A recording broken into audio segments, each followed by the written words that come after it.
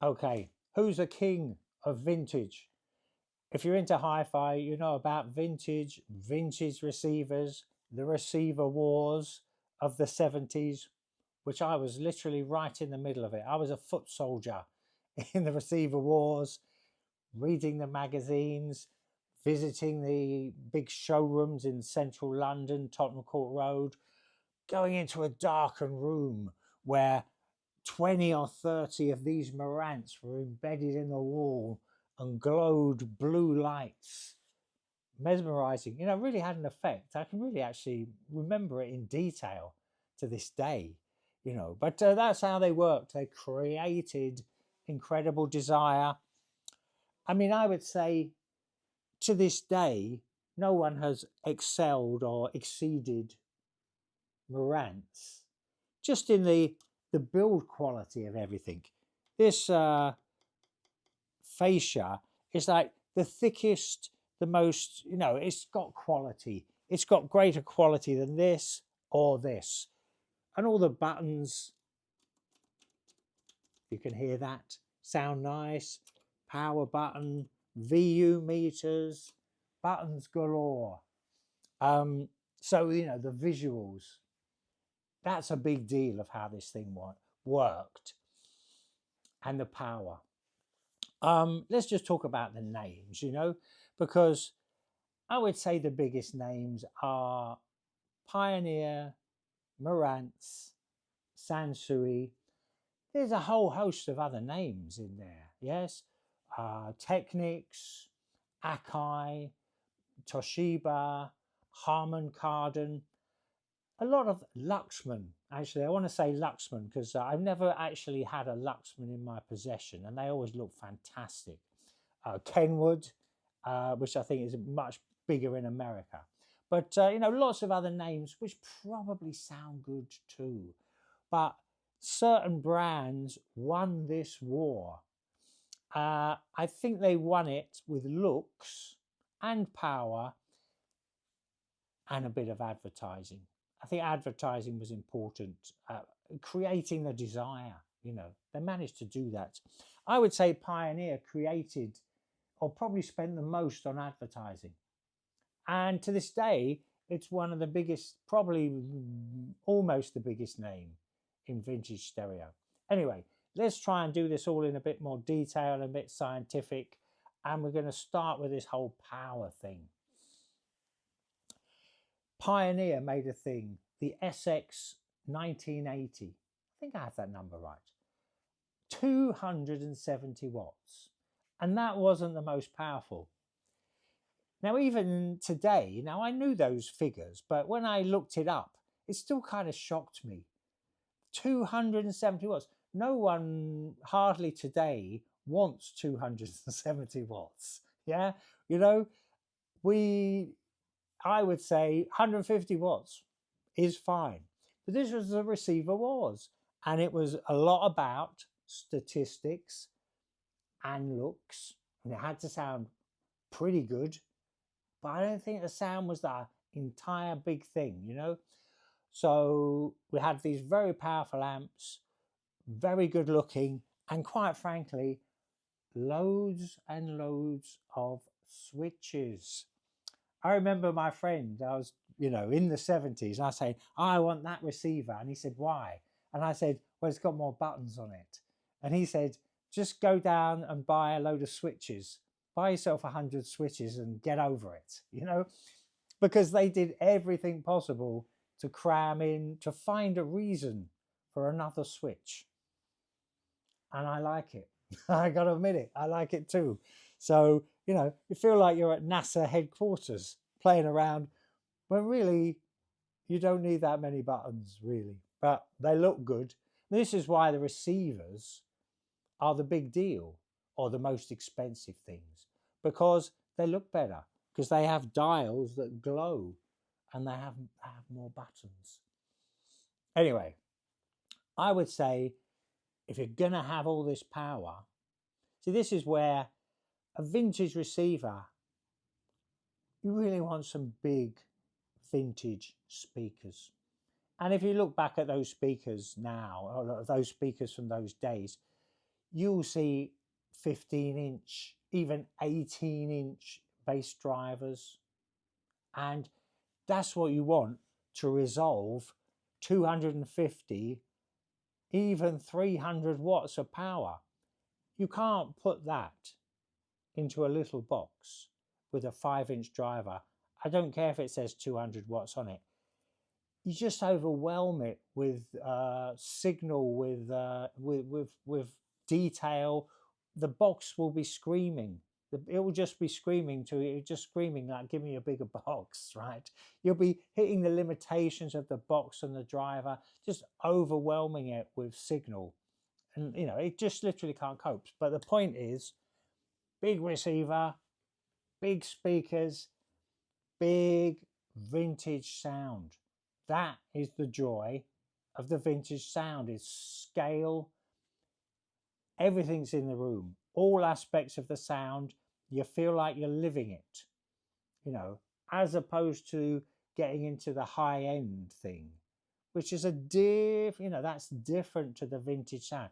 The vintage sound is big, bold, exciting. You never feel like you're missing any detail. Everything is there at scale. Yeah. I mean, let me go through how I would describe the sounds, different sounds of these three makes, which I'm going to concentrate on: Sansui, Pioneer, and Marantz, because those were the biggest names and they kind of, they won the war, basically. I would say Pioneer won the war. Marantz, the Marantz sound. Well, actually, before I say that, let me say I have 6 Sansui amps, 881 down to 331. They don't all sound the same. It's not the same exactly, but my word, there is no doubt that there is a sound characteristic of each of these companies. And I've really done the research on that, I promise you. So I want to lay that out clearly. There is sound general from each company, has a different type of sound, and I'll tell you what it is. Marantz, grippy bass, grippy, taut, punchy, tight, big, but the most kind of string and texture in it. Yes,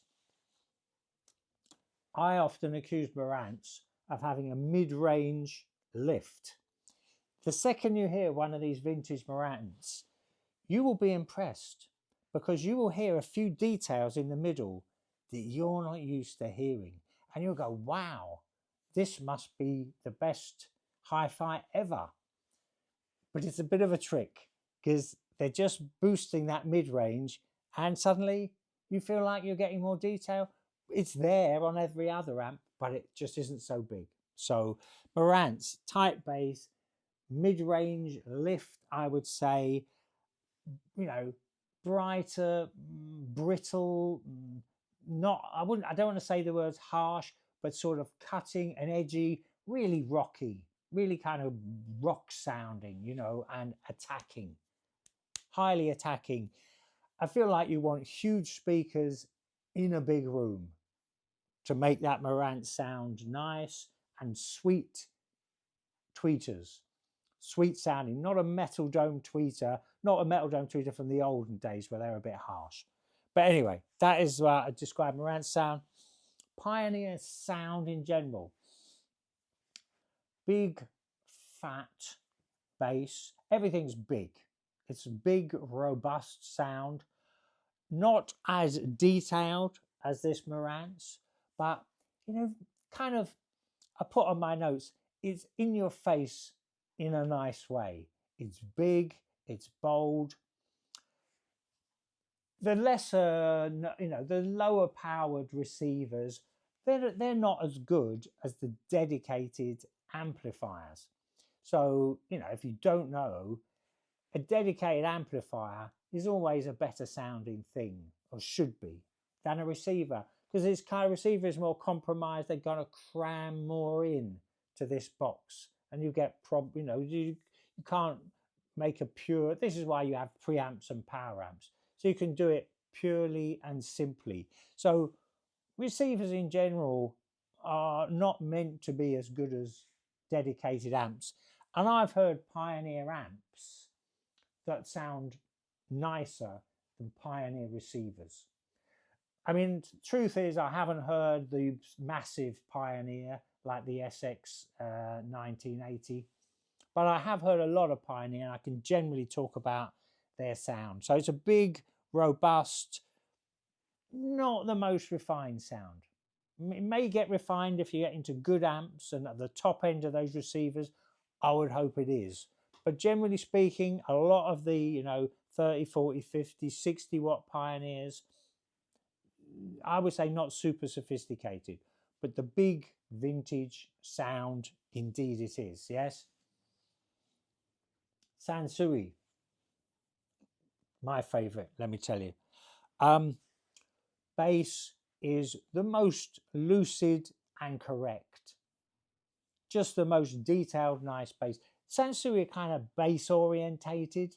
You kind of say that, even though the mid and the top is very spacious and accessible and airy, and the treble is sweet as anything. Vocals are beautiful. I would call Sansui, related, let's say high-end adjacent, high-end related, because to me they're the most sophisticated sound of the three. Yes.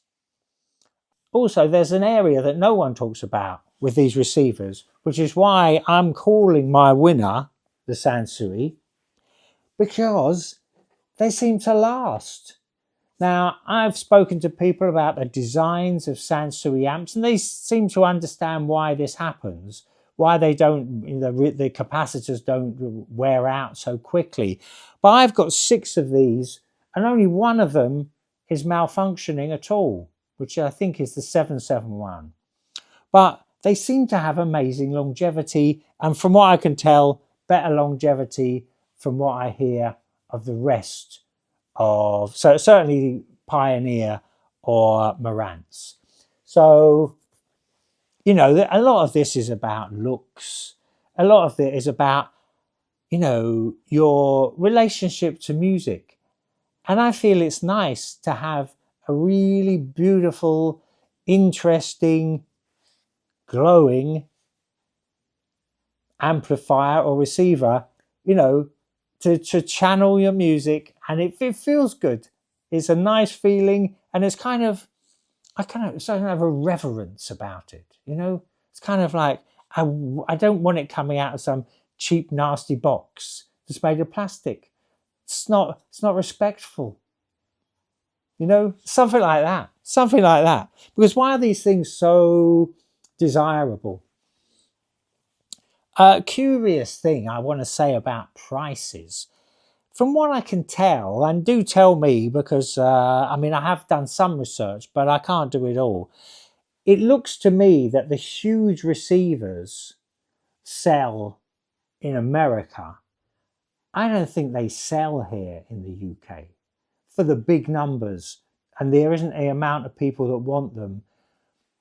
Might also be to do with the size of American rooms.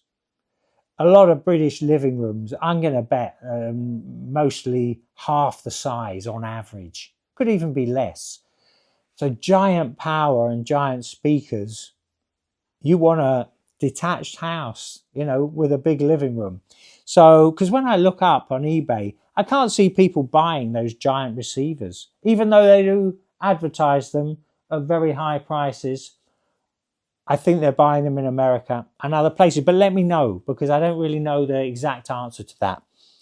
And if you know any great makes or great receivers that you think are underrated, let me know. It's always good to get feedback from everybody. So yeah, who won who is the king of vintage?